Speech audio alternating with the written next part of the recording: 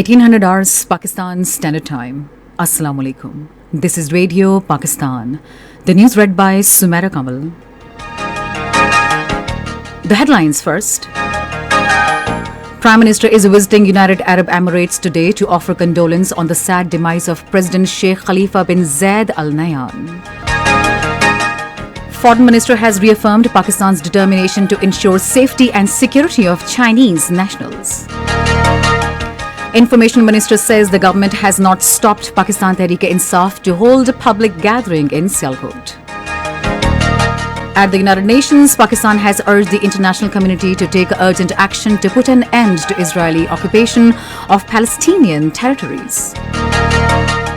In Indian illegally occupied Jammu and Kashmir, notorious Indian agencies, police and troops have continued raids and brutal search operations to harass people. The United States has called for immediate ceasefire in Ukraine. And now the news in detail. Prime Minister Shehbaz Sharif is visiting the United Arab Emirates today to offer condolence on the death of UAE President Sheikh Khalifa bin Zayed Al Nahyan. The Prime Minister will offer his condolence to the Crown Prince of UAE Sheikh Mohammed bin Zayed Al Nahyan tomorrow. Earlier, in a condolence message, the Prime Minister said Sheikh Zayed bin Sultan Al Nahyan laid the foundation of UAE federations, whereas Sheikh Khalifa bin Zayed Al Nahyan strengthened it and gave it exemplary development. Shehbaz Sharif said Sheikh Khalifa bin Zayed Al Nahyan took his father's developmental vision for UAE to new heights with 50 years of continuous hard work. The Prime Minister termed the death of Sheikh Khalifa bin Zayed Al Nahyan a great loss for Muslim Ummah. Chairman Senate's Mohammad Sadiq Sanjarani visited the UAE embassy in Islamabad and offered condolences on the sad demise of Sheikh Khalifa bin Zayed Al Nahyan.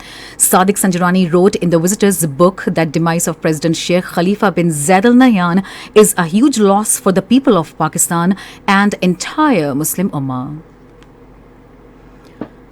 Foreign Minister Bilawal Bhutto Zardari arrived at UAE Embassy in Islamabad today to offer his condolence on the death of UAE President Sheikh Khalifa bin Zayed Al Nahyan.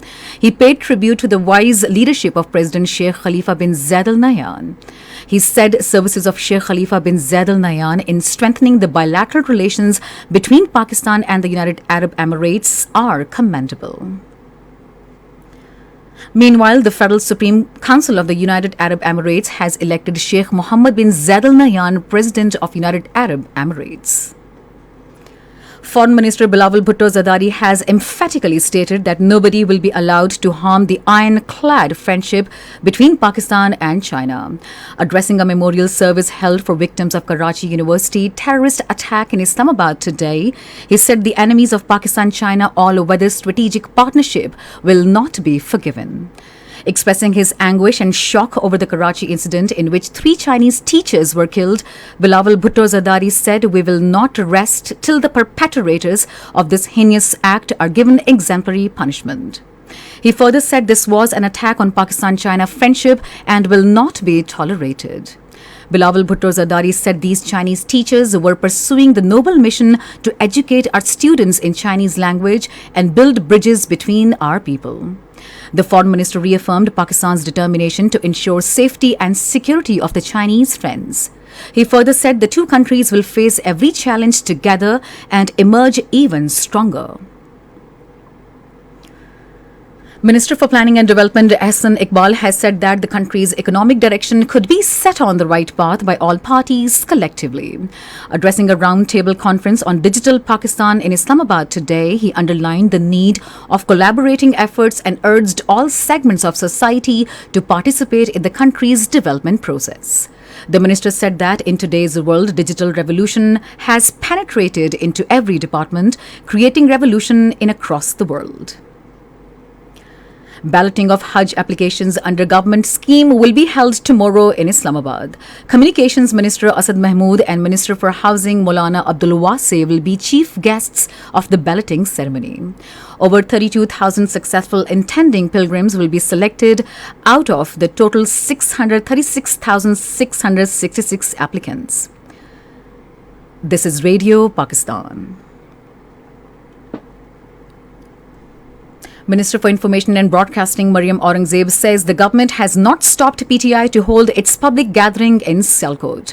Addressing a news conference in Islamabad today, she said the PTI has been holding gatherings over the last few weeks. She further said we are not scared of the speeches of former Prime Minister Imran Khan, as these are only exposing his own mindset to the public. Mariam Aurangzeb said that it is our duty to protect the rights of the Christians and the PTI.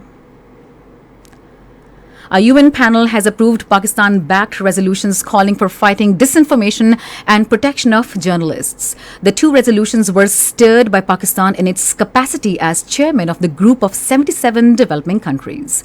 Pakistani delegate Mariam Sheikh led the efforts to promote consensus on the texts, reconciling differing views and positions on the range of issues under discussion at the Committee on Information. The two resolutions will now be forwarded to the General Assembly for adoption. Speaking on the occasion, the Pakistani delegate condemned the killing of the Palestinian-American journalist Abu Akleh by Israeli troops and called for an independent investigation into her death. In Indian illegally occupied Jammu and Kashmir, India's notorious agencies, police and troops continued raids and search operations across the territory, subjecting the people to extreme intimidation and harassment. During the raids, the Indian forces personnel terrorized the people and seized mobile phones, laptops, electronic gadgets and other materials. The all-party Hurriyat Conference leaders in their statements have strongly denounced the surge in Indian state terrorism in the occupied territory. Meanwhile, Kashmir University students protested against the sacking of chemistry professor Altaf Hussain Pandit by the Indian authorities for supporting the right to self-determination movement. On the other hand, in an exemplary display of communal harmony, Muslim neighbors performed the last rituals of an elderly Pandit woman in YK Pora area of Kulgam. An Indian soldier committed suicide by shooting himself with his service rifle at an army camp in Ramban district of Jammu. India has banned wheat exports after a scorching heat wave drastically affected crop yield and skyrocketed inflation. The government's production estimates stands at 95 million tons from an earlier project record production of 111.3 million tons. In Bangladesh, 9 people were killed and 11 others injured in 2 separate road accidents in Gopalganj and Munshiganj districts today. The United States has called for immediate ceasefire in Ukraine. The call was made in a telephonic conversation between U.S. Defense Secretary Lloyd J. Austin and his Russian counterpart Sergei Shoigu. The U.S. Defense Secretary also emphasized the importance of maintaining lines of communication. Meanwhile, Russian troops are withdrawing from Ukraine's second largest city, Kharkiv, 2 days after the Ukrainian forces recaptured 2 key villages in the city. A 2-day meeting of NATO foreign ministers begins in German capital Berlin today to discuss support to Ukraine amidst its ongoing war with Russia.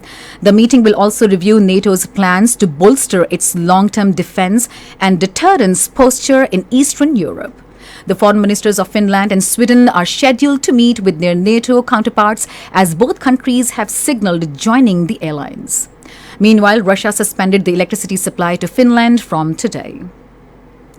And finally, the weather.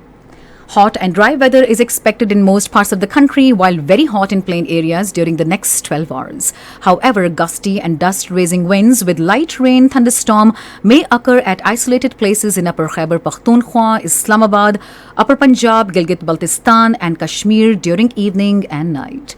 Gusty and dust-raising winds are also likely to prevail in central and southern plain districts of the country during the said period.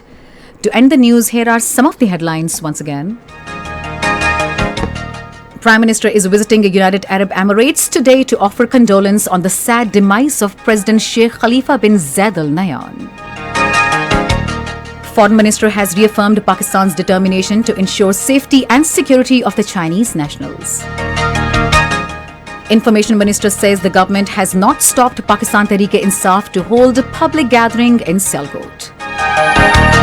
At the United Nations, Pakistan has urged the international community to take urgent action to put an end to Israeli occupation of Palestinian territories.